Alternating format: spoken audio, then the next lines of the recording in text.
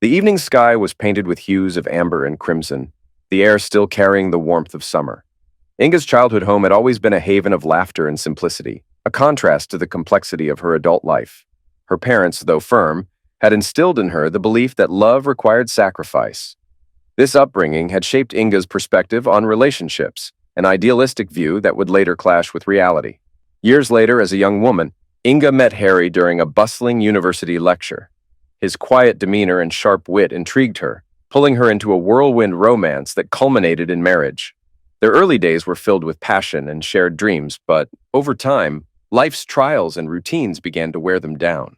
Harry's steadfast nature, once a source of comfort, now felt stagnant to Inga, who longed for a spark to reignite their bond. 5 months ago, Inga sat in her kitchen with her two children, Annika, 20, and Bjorn, 18. The conversation revolved around her husband, Harry. Annika criticized her mother, accusing her of being ungrateful and behaving immaturely despite having everything she could possibly want. Inga acknowledged the validity of her daughter's words, but confessed she craved something more, a change in Harry's demeanor. She felt he was too passive and wished he would show more assertiveness, even anger, from time to time. Bjorn, recalling past instances of his father's temper, was unsettled by the idea. He cautioned his mother, warning her about the unpredictability of pushing Harry to his limit. Undeterred, Inga revealed her plan to provoke Harry until he lost his patience. She believed this would force him to confront her and reignite a sense of tension in their relationship. Both Annika and Bjorn opposed the scheme, with Bjorn outright refusing to be part of it and vowing to expose the plan if Harry suffered as a result. Ignoring their concerns, Inga began implementing her plan the following morning. She started with petty provocations, criticizing Harry over trivial matters like his coffee making. Confused but unwilling to engage in conflict, Harry tried to remain calm, brushing off her escalating criticisms. Over the course of their family vacation, Inga's behavior intensified, crossing into outright humiliation. Harry, though visibly strained, remained composed, bottling up his frustration. During a tense drive to their campsite, Harry focused on containing his emotions, refusing to let her taunts provoke him. Upon arrival, they set up camp in silence, and after a quiet meal, Harry took a long walk to clear his mind. By the time he returned, he felt refreshed, his mood noticeably improved. However, the situation quickly took another turn. Inga was at the far end of the campsite, socializing with other campers. When Harry approached her to suggest dinner, she dismissed him in front of the group, mocking him openly and turning her attention to one of the men beside her. Humiliated and furious, Harry withdrew to the caravan, finally reaching his breaking point. He decided he had endured enough. Quietly, he set his plan into motion. He withdrew as much money as possible from their accounts, opened a new bank account, and updated his employer about the situation. His boss granted him an extended leave, understanding the gravity of his predicament. Late that night, Inga returned to the caravan heavily intoxicated. She reeked of alcohol and the remnants of her flirtations. Oblivious to Harry's state of mind, she attempted to engage with him, but he coldly rejected her. His tone, sharp and venomous, made it clear that he was finished with her manipulations. Inga, too drunk to comprehend, collapsed into bed without realizing the consequences of her actions. Harry, however, had already made his decision. By morning, their relationship as they knew it would be irrevocably changed. The morning after her drunken antics, Inga woke with nausea, a pounding headache, and regret heavy in her chest. Harry was nowhere in sight. Stumbling out of bed, she barely made it outside before succumbing to another wave of sickness. When her eyes adjusted to the bright morning light, she saw Harry calmly eating breakfast at a table set with fresh croissants, orange juice, and coffee. He regarded her with a cold, mocking expression, cutting straight to the point. He handed her the car keys, the caravan papers, and the bank cards, announcing he was leaving. Inga, disoriented, managed to ask when he'd return, but Harry's response was sharp and final. He wasn't coming back. And this was goodbye. Panicking, Inga tried to protest, claiming her actions were only meant to spark a reaction from him. She confessed that she wanted him to be stronger, to stand up for himself, and to show anger. Harry, his tone laced with bitter sarcasm, informed her that she'd succeeded. He was furious. However, his anger came with clarity. Her recent behavior, especially her humiliating actions the day before, had made it easy for him to walk away. He advised her to get tested for diseases, his words cutting deep as he revealed his disgust. Without waiting for a response, Harry shouldered his backpack and left. Inga was left sobbing uncontrollably. Overwhelmed by physical discomfort and emotional devastation, She retreated to the caravan and passed out on the bed. Meanwhile, Harry walked away from the campsite, his thoughts dark and heavy.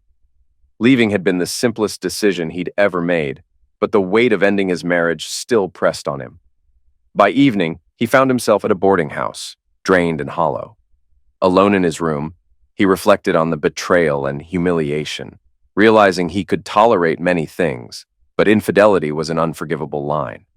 At the same time, Inga awoke in the caravan, her body still weak and her mind clouded. Struggling to piece together the previous night's events, she began to understand the gravity of her actions. Harry had always been patient and forgiving, but she knew her recent treatment of him, coupled with her indiscretions, had shattered the foundation of their relationship. She stumbled to the shower, hoping to cleanse herself of her shame and guilt, but no amount of scrubbing could erase the sense of filth that clung to her. She cried under the hot water, mourning the destruction of her marriage. Harry, meanwhile, sat in his room, his tears spent and his mind working through his next steps. He resolved to move forward with dissolving the marriage. The logistics seemed straightforward, but he needed a place to live. Reaching out to his boss, he explained his predicament and received assurance that the company would assist him with housing. Determined to rebuild his life, he began searching for apartments nearby. Back at the campsite, Inga returned to the caravan, the stench of the previous night's chaos still lingering. Feeling too ashamed to involve her children or face anyone, she focused on cleaning and tidying, trying to distract herself from the overwhelming sense of loss. Once the space was livable again, she sat down outside, unable to shake the weight of her guilt, wondering how she had let things spiral so far out of control. As Inga pieced together memories of her behavior the previous day, she was horrified by what she had done. Lost in thought, the ringing phone startled her. It was her daughter, Annika, asking why she hadn't answered earlier and expressing concern about not being able to reach Harry. Hesitantly, Inga admitted they had fought. Annika's tone sharpened, sensing the gravity of the situation. Inga revealed that Harry had left, tossing her car keys, documents, and bank cards at her before walking away with his backpack. Shocked, Annika demanded to know what Inga had said to drive him to such an extreme. Realizing there was no way to downplay the events, Inga recounted the fight, including the public humiliation and harsh words she had thrown at Harry. Annika, appalled, berated her mother for pushing things too far. She made it clear she wouldn't intervene or help her mother fix the situation. She advised Inga to figure out how to manage on her own, including finding a way home, as she had no intention of coming to the rescue. Annika ended the call, leaving Inga to face the consequences alone. Annika immediately tried calling Harry. After several attempts, she finally reached him. His voice, though familiar, carried a strain she had never heard before. Harry confirmed what Inga had told her, explaining that the breaking point had come when Inga publicly disrespected him in front of others. He declared the marriage over and shared that his employer had helped secure him an apartment and a lawyer. He planned to move out of the house and would send Annika his new address once settled. Hearing her father's calm yet resolute tone, Annika was deeply unsettled. Harry had always been patient and loving toward Inga, but now he spoke of her with cold detachment. When she asked who would break the news to Bjorn, Harry insisted Inga should explain everything. He only wanted Annika to share that the marriage was over, sparing Bjorn the painful details. After the call, Annika quietly cried, while Harry felt more determined than ever to leave his marriage behind. Reflecting on his past, he recalled a heartbreak in his youth when his first love had cheated on him. That experience had hardened his resolve to never endure such humiliation again. His marriage to Inga had followed a similar pattern, years of love and loyalty undone by betrayal. Harry packed his belongings and headed to the bus station, determined to start anew. For him, the pain of walking away was far better than living in the shadow of infidelity. The morning after leaving Inga, Harry sat in what used to be his home, sipping coffee. Sleep-deprived from a night of packing essentials and family heirlooms, including a 250-year-old clock, he was ready to move on but hadn't yet arranged for a moving van. He knew Inga would be gone for the day, so he planned to meet his boss, Gerard Dirksen, and the company's lawyer at the office.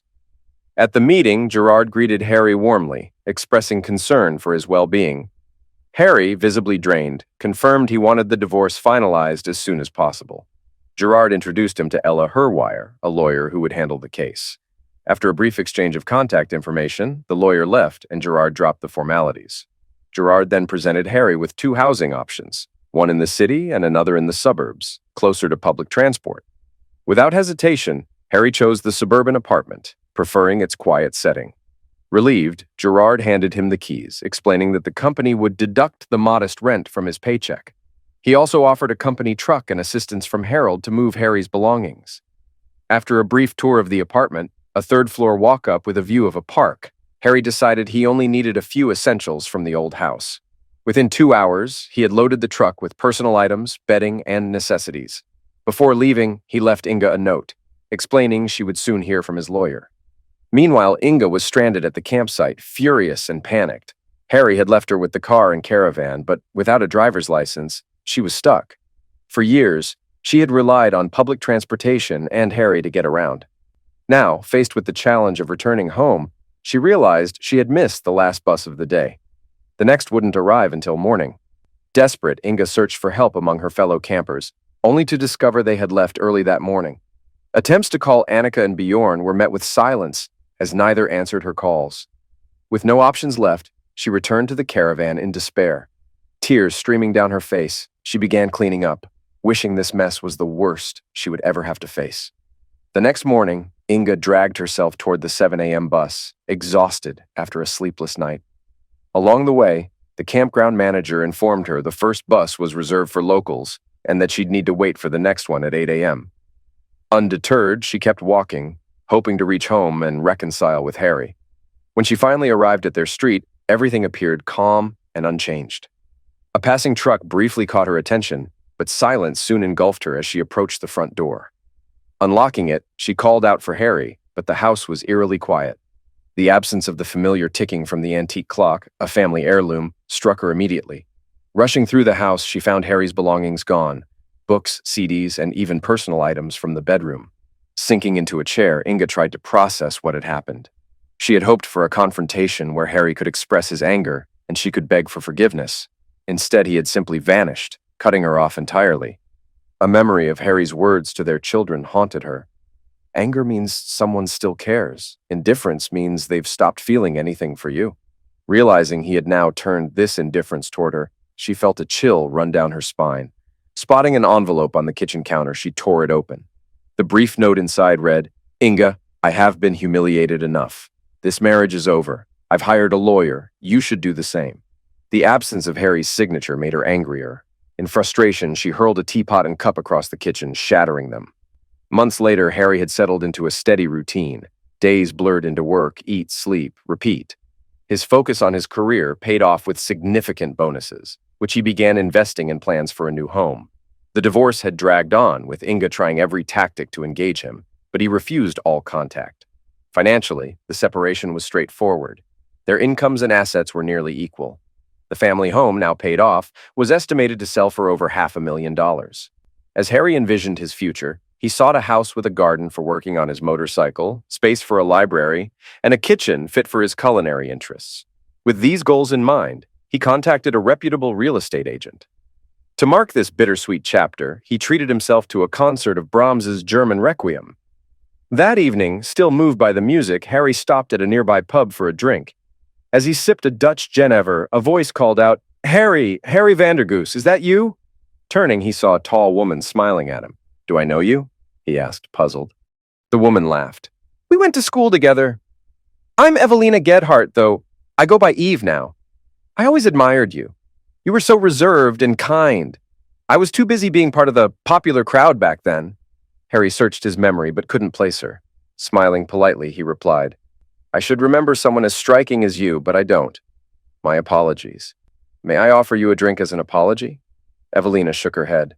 "I'd love to, but I'm on a terrible date. Maybe another time? Can I get your number?"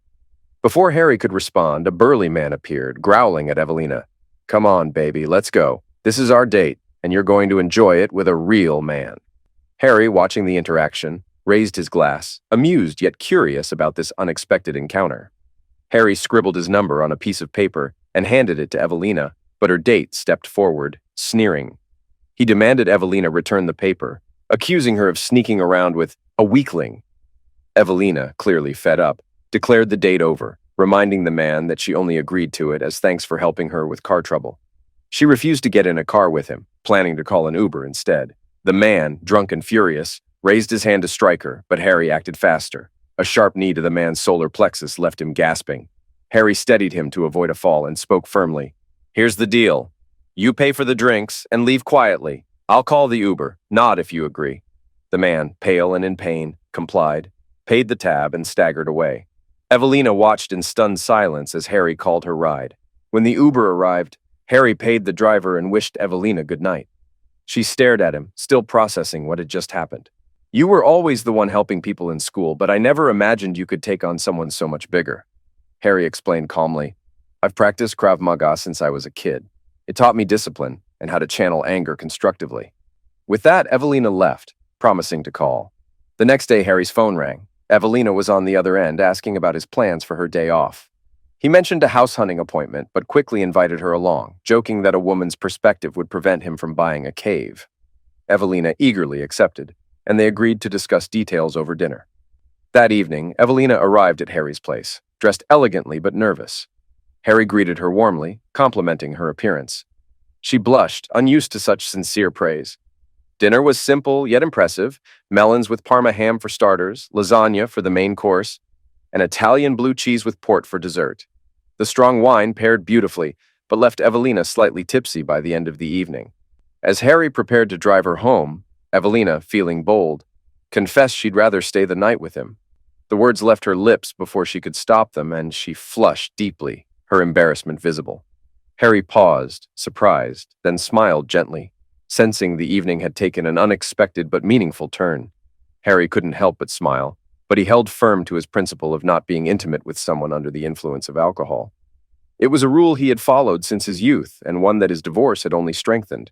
He wanted to take things slowly and avoid any chance of regret or misunderstanding. That evening, after driving Evelina home, she hesitated at the door, expressing a moment of insecurity. Harry reassured her with genuine warmth, leaving no doubt about how highly he regarded her. He explained his feelings and his intention to build a meaningful connection, not rush into anything fleeting. Evelina, deeply moved, appreciated his honesty and agreed to take things at a steady pace. They confirmed their plans to house hunt together the next day. The following morning, Harry arrived at Evelina's house feeling unexpectedly nervous. When she opened the door, her warm presence instantly put him at ease, though her appearance left him momentarily stunned. After a lighthearted exchange, they enjoyed a cozy breakfast together. Evelina then changed into practical attire for their day of house hunting, and they headed out to meet the real estate agent. At the meeting, the agent presented 4 properties, 1 in the city, 2 in the suburbs, and 1 in a nearby village. Harry, clear about his preference for a home with a garden, dismissed the city option immediately. As they toured the properties, one of the suburban homes was quickly ruled out for its lack of appeal. During the tour of the second suburban house, Harry began noticing red flags. The agent seemed overly attentive to Evelina, engaging her in charming conversation while glossing over critical details about the house. Growing suspicious, Harry discreetly searched for information on his phone and discovered that the property was significantly overpriced, by at least $100,000. It was also uncomfortably close to an airport, with the sound of passing planes disrupting the supposed tranquility of the neighborhood. Something about the agent's face struck Harry as familiar, though he couldn't place it. As the realization set in, Harry decided to end the charade. He saw through the agent's tactics, recognizing both the inflated price and the lack of professionalism in how he interacted with Evelina. Harry expressed his dissatisfaction bluntly, making it clear they would not be proceeding with the property and stating his intention to file a complaint with the agency. After leaving the property, Evelina, though surprised, understood Harry's reaction once he explained his concerns. Together, they decided to retrieve the keys to the final house and view it on their own. While en route, Evelina asked about her role in Harry's life, seeking clarity after the agent's earlier assumption. Harry admitted he had grown protective of her and expressed his desire to define their relationship more clearly. Evelina, after reflecting on her own feelings and experiences, agreed that their connection felt genuine and worth pursuing. By the time they reached the final property, an unspoken understanding had formed between them. Both recognized the potentials of what they were building together, a relationship founded on mutual respect, trust, and shared goals. For Evelina, this was a fresh start after an abusive past, and for Harry, it was a chance to rebuild his life with someone who valued his honesty and integrity. The house in Formont had potential, but its condition required closer inspection. Harry brought in specialists to assess its structural soundness and estimate the costs of a new roof and necessary repairs. Despite its flaws, the house was within his budget. Frustrated by his prior experience with a real estate agent, Harry made an aggressive bid, $50,000 below the asking price, and decided to wait. 3 weeks of negotiations later, Harry closed the deal. The owner was pleased with the final price, earning $10,000 more than anticipated, while Harry saved nearly $40,000 compared to the agency's initial listing. The agency, however, was far from happy, having lost a significant portion of their commission. Soon after, Harry received a lucrative new contract at work, prompting him to celebrate with Evelina over dinner. During the meal, Evelina mentioned her divorce settlement, explaining how her ex-husband's hidden wealth had come to light through his twin brother. She shared her concerns about shares her ex was still trying to reclaim. Harry promised to review the matter the following day. As the evening progressed, he asked if she was ready to meet his children, Annika and Bjorn. Evelina agreed enthusiastically, recognizing it as a significant step forward in their relationship. 2 weeks later, Harry, Evelina, Annika, and Bjorn gathered at a cozy Turkish restaurant, enjoying a lively meal filled with laughter and conversation. Evelina quickly won over both children, especially Annika, as they teased their father and exchanged jokes. The evening was disrupted, however, when Inga suddenly appeared at their table. Harry stiffened at the sight of her. Inga, smirking, made a cruel remark about Evelina, insinuating she was just another one of Harry's flings before walking away. Stunned, Harry questioned how Inga had known they were there. Annika speculated that she might have followed one of them. While Harry and his children discussed the incident, Evelina excused herself to the restroom. When she returned, her demeanor had changed entirely.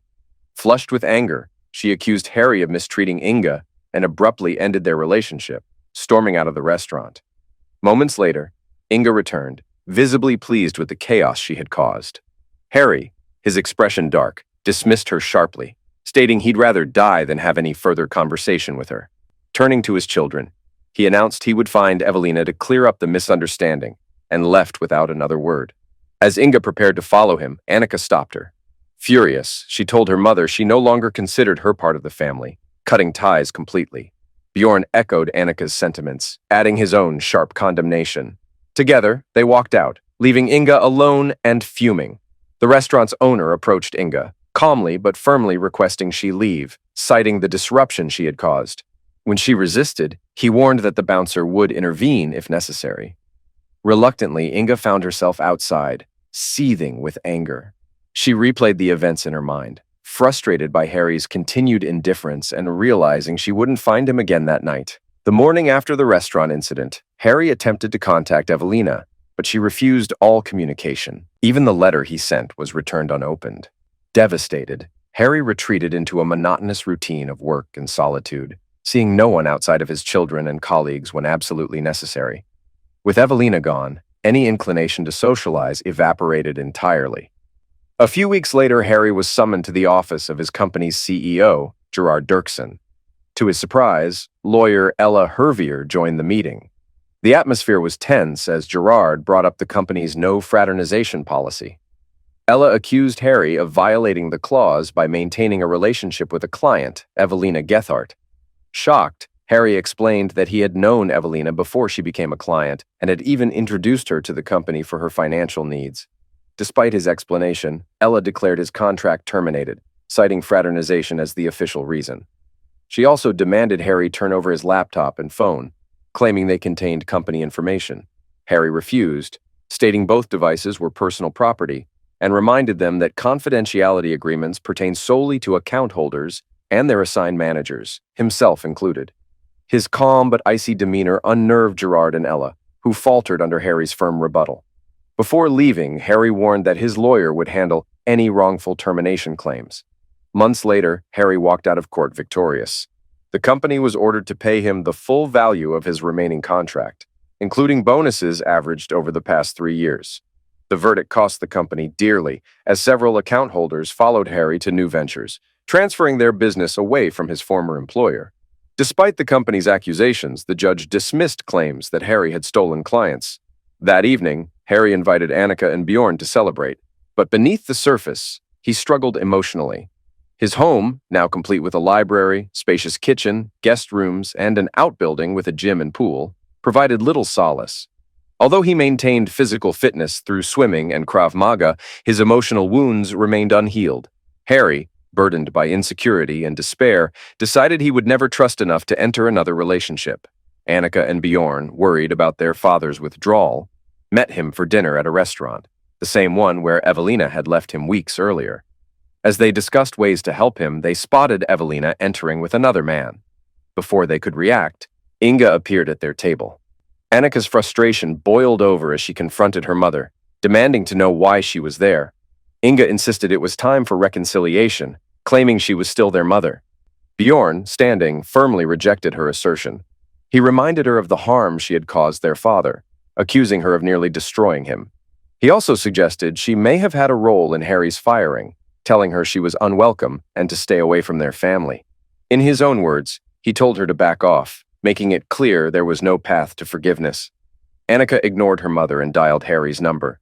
She assured him she and Bjorn would head to his house, bringing something for dinner, and cryptically mentioned the restaurant had become infested. As they left, a man intercepted them outside. Introducing himself as Jake Gethart, Evelina's brother, he revealed that their mother had deceived Evelina about Harry. Jake proposed a private meeting to discuss the situation, which Annika quickly agreed to. Writing her number on a business card, she handed it to him and asked him to call soon, explaining that their father was sinking into isolation. Inside, Jake approached Evelina and encouraged her to give Harry another chance. He reminded her of her lingering feelings and insisted they resolve the misunderstanding before it was too late.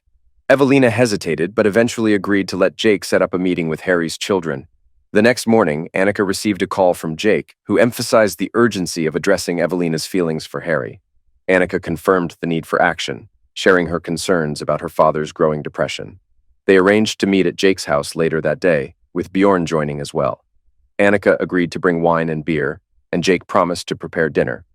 By early evening, 5 people were gathered around Jake's large kitchen table: Jake, his wife Lisa, Evelina, and Harry's children. Jake served a hearty meal of roasted chicken, vegetables, fresh bread, and chicken broth. Annika, eager to address the issue, asked if they could talk while eating. Jake agreed, and Annika turned to Evelina for an explanation of her sudden departure from the restaurant. Evelina admitted that Harry's ex-wife, Inga, had approached her in the restroom that evening. Inga claimed Harry had emotionally mistreated her during their marriage and had been unfaithful on vacation. Evelina, recalling her own abusive ex-husband, panicked and ran. Bjorn and Annika refuted the story, revealing that Inga had reversed the truth. She had been the unfaithful one and had even orchestrated Harry's wrongful dismissal by fabricating an affair between him and Evelina. As the weight of her mistake sank in, Evelina became distraught, realizing she had been manipulated into leaving a good man. Annika comforted her, suggesting there might still be a path to reconciliation with Harry. Lisa, Jake's wife, chimed in with a pragmatic suggestion. While there was hope for Evelina and Harry, Inga's interference remained a significant problem. Lisa proposed allowing Inga back into their lives under strict conditions. She must cease all contact with Harry and agree to psychiatric treatment for her issues. Though reluctant, Annika and Bjorn saw merit in the idea and agreed to consider it. The group concluded the evening with a renewed sense of purpose.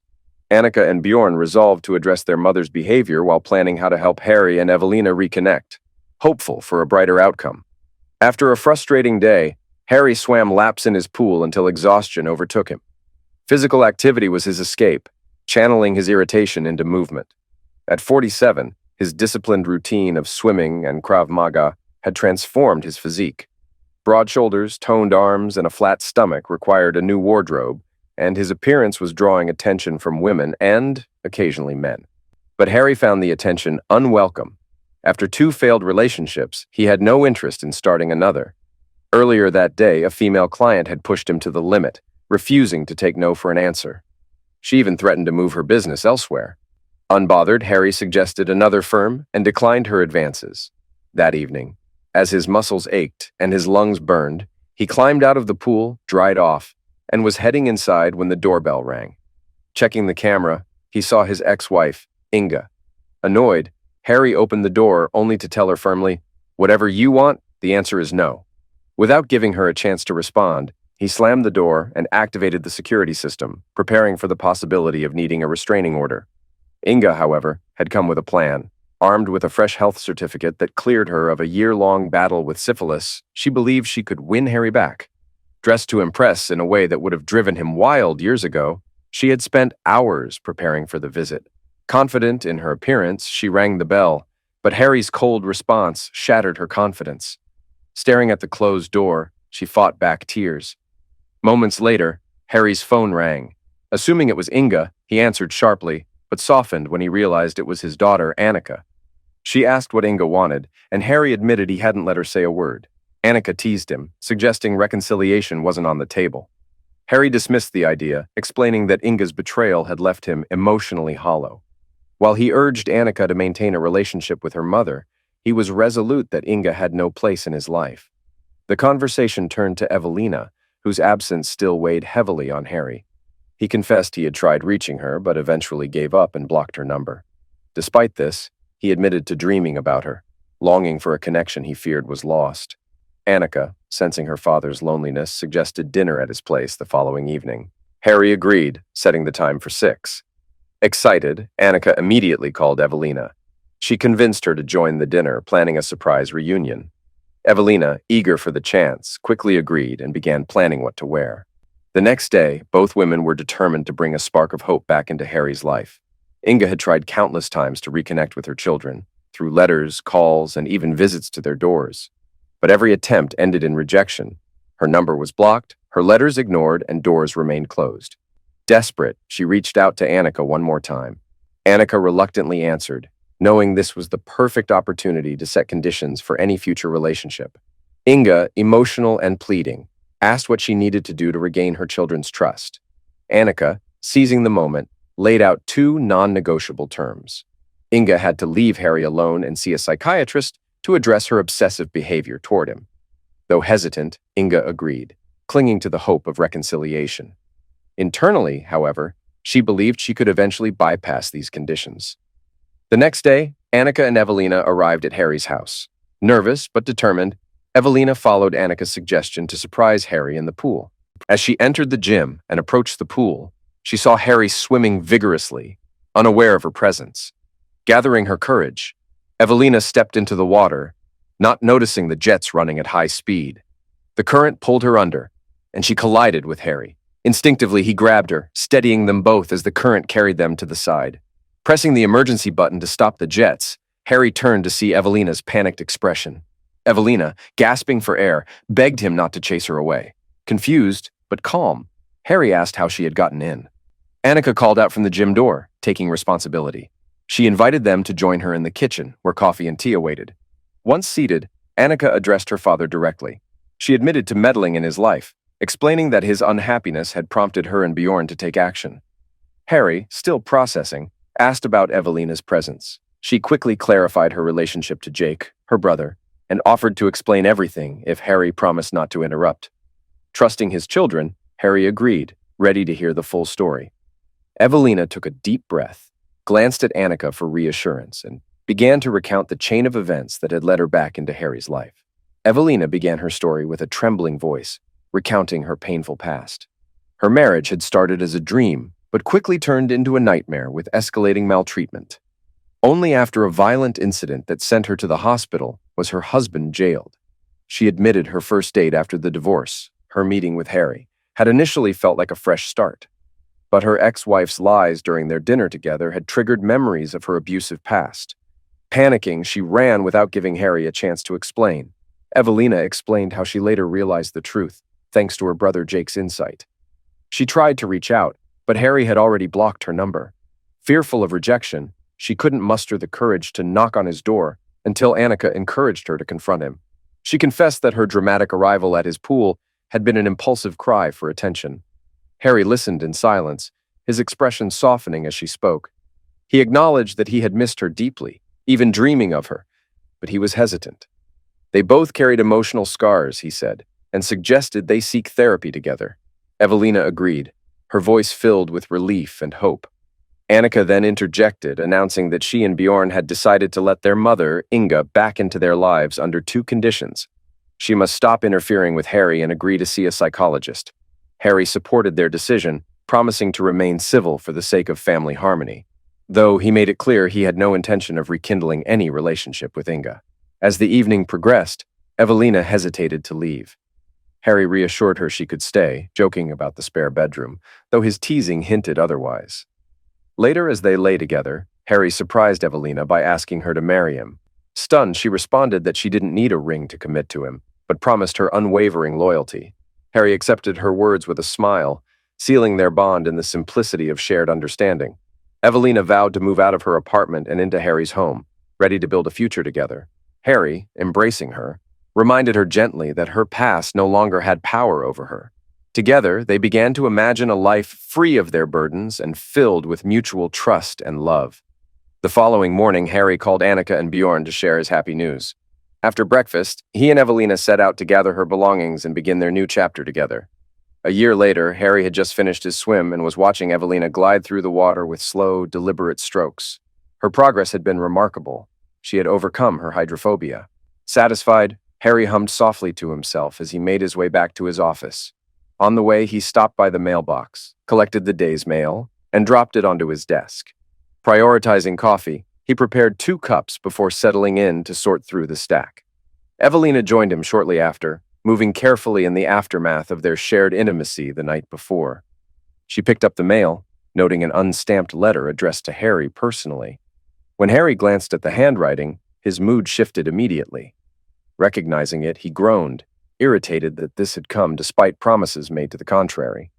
Evelina, observing his reaction, gently encouraged him to confront the letter, explaining its significance. She reminded him of discussions they'd had with Annika and Bjorn about Inga's struggles and the impact counseling had on her. Though Harry resisted initially, he understood Evelina's insistence, and finally opened the envelope. The letter began with a surprising tone of familiarity as Inga addressed Harry warmly. She acknowledged her lingering feelings for him, while admitting she understood his complete detachment from her. She expressed regret over the destruction of their marriage, taking full responsibility for the pain and alienation she had caused. Counseling, she explained, had forced her to confront her jealousy and entitlement, leaving her deeply remorseful but unwilling to seek forgiveness, as she believed she did not deserve it. Inga revealed that her attempts to move on with other relationships had only highlighted her mistakes. She asked for one thing: the chance to be part of Harry's life again, not for her sake, but for the children's. She promised to respect his boundaries and avoid intruding on his life, but requested simple acknowledgement if they crossed paths. Hearing even a brief word from him would mean everything to her. After finishing the letter, Harry's expression remained inscrutable. He admitted he needed time to process its contents, unwilling to rush into any decisions or share his feelings immediately. Evelina, sensing his need for space, refrained from pressing further. Harry retreated to the garage to work on his vintage BMW motorcycle, attempting to distract himself. However, the letter weighed heavily on his mind, making it impossible to focus. By evening, Harry remained withdrawn, prompting Evelina to approach him with concern. She offered her support, but his frustration boiled over as he expressed feeling manipulated, as though his children and Evelina had pushed him into reading the letter. Shocked by the harshness of his words, Evelina tried to reassure him that no one had intended to pressure him. Harry, still pacing the room, questioned the discussions that had taken place behind his back, interpreting them as a form of persuasion. Though he promised to give the matter serious thought, he expressed his need to step away for a while. Harry concluded the conversation by announcing his plan to take the caravan to Limburg for a temporary escape. Evelina, caught off guard by his decision, recognized the depth of his emotions but understood his need to find clarity. She watched as he began making preparations, unsure of what the coming days would bring. The next morning, Harry set off on a drive south, his mind churning with frustration. It felt like every time he tried to move on, something from his past resurfaced. Adding insult to injury, the only campsite available was the one tied to the memories of his turbulent past. Meanwhile, Evelina was distraught and tried calling Annika, but her attempts went unanswered. Desperate, she managed to reach Bjorn and shared her concerns. Harry had read Inga's letter the day before, and it hadn't gone well. He left that morning for Limburg, taking the caravan without a word beyond a terse farewell. Bjorn reassured Evelina, urging her to stay calm and trust that Harry would return once he had time to cool off. By afternoon, Harry arrived at the campsite. The location was picturesque, offering expansive views of the surrounding countryside. After setting up camp, he went out for dinner, hoping to distract himself. While exploring the grounds afterward, he spotted a familiar face at a neighboring site. It took only a moment for recognition to strike. The man was the real estate agent who had been involved with his ex-wife and had been part of the scandal that left her with syphilis. A surge of adrenaline hit Harry as he fought the urge to confront the man. Instead, he retreated to his caravan, where he spent the evening restless and deep in thought. The following morning, Harry visited the campground manager's office. When questioned about the men, the manager acknowledged their shady reputation but explained that without concrete evidence, little could be done. He hinted that surveillance cameras were already in place, but noted that the women seen entering the caravan appeared to do so willingly. The manager's cryptic comment that he knew nothing, referencing a famous line from Faulty Towers, gave Harry an idea.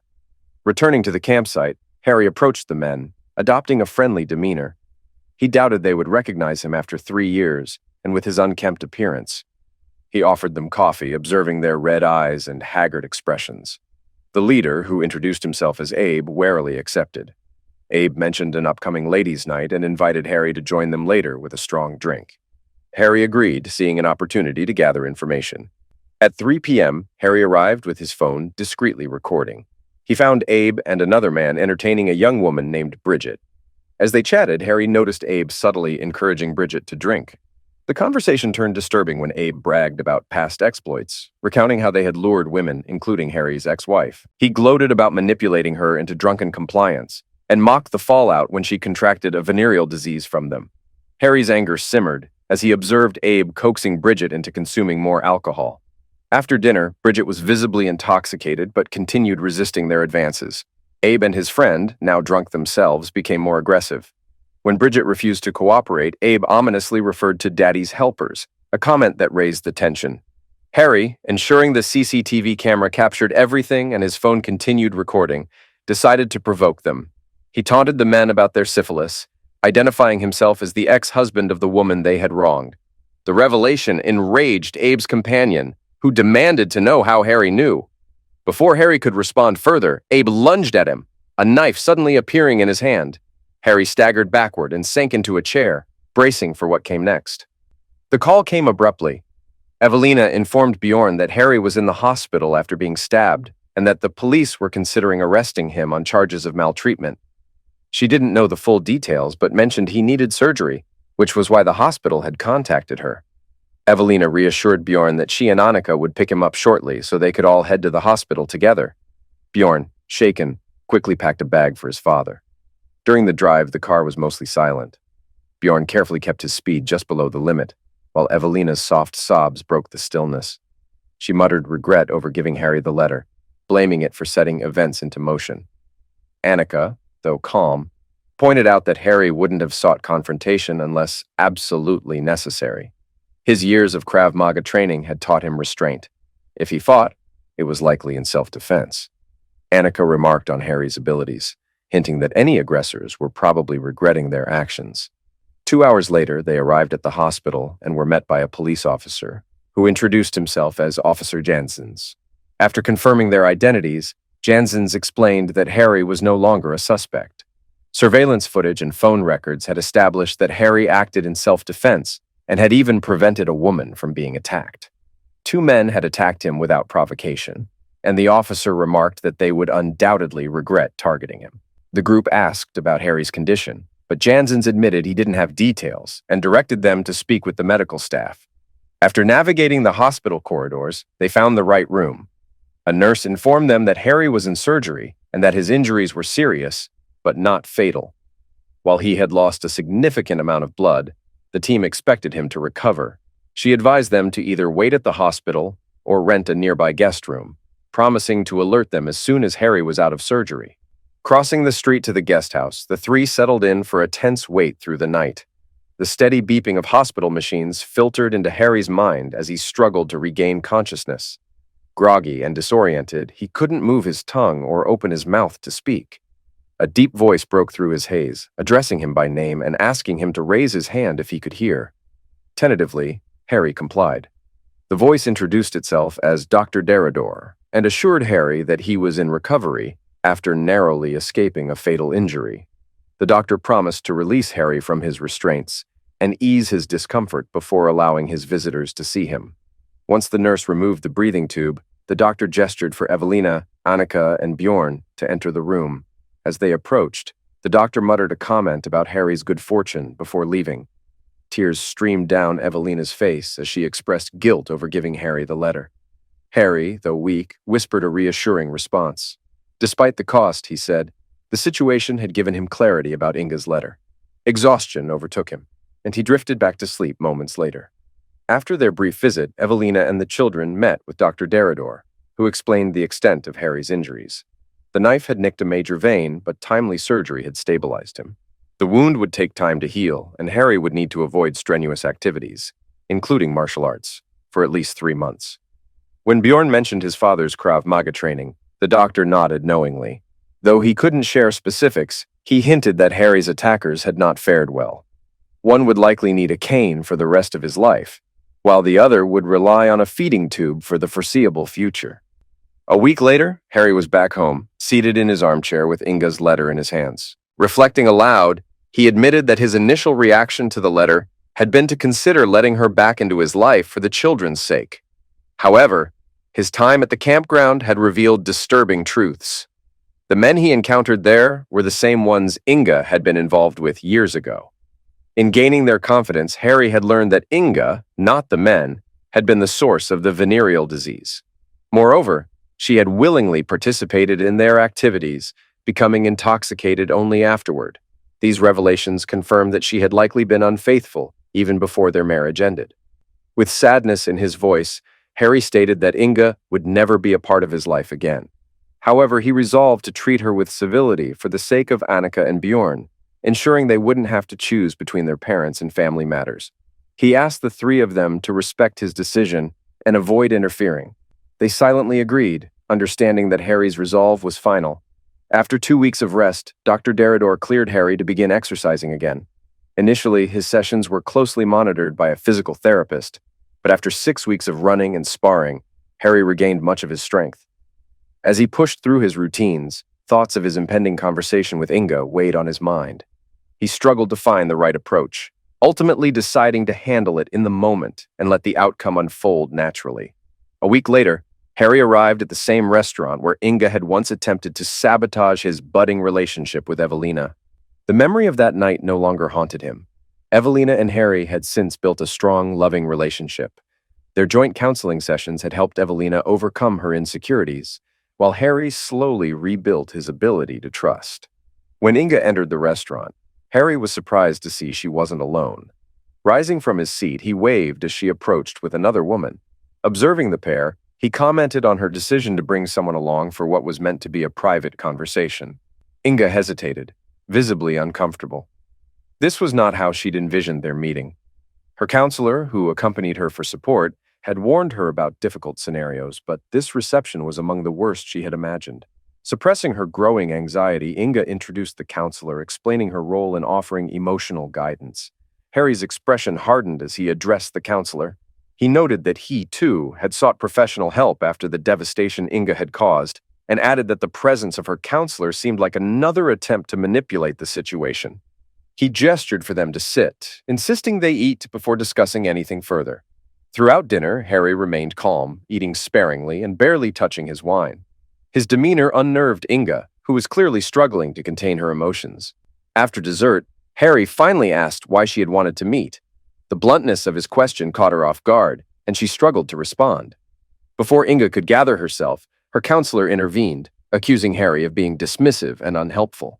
Harry countered firmly, stating that the counselor couldn't comprehend the depth of anguish Inga had inflicted. Turning his attention back to Inga, he pressed her. Did she even know why he had been hospitalized? Inga, shaken by Harry's icy demeanor, admitted she didn't know the details.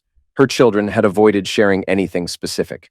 Harry, looking at both women, decided it was time to reveal the truth. He explained that after reading her letter, he had taken time to reflect and agreed to confront his past, only because those he loved, Annika, Bjorn, and Evelina, had urged him to do so. He recounted his journey south, where the only available campsite turned out to be the very place tied to his worst memories. By a twist of fate, he encountered the 2 men with whom Inga had been involved years ago.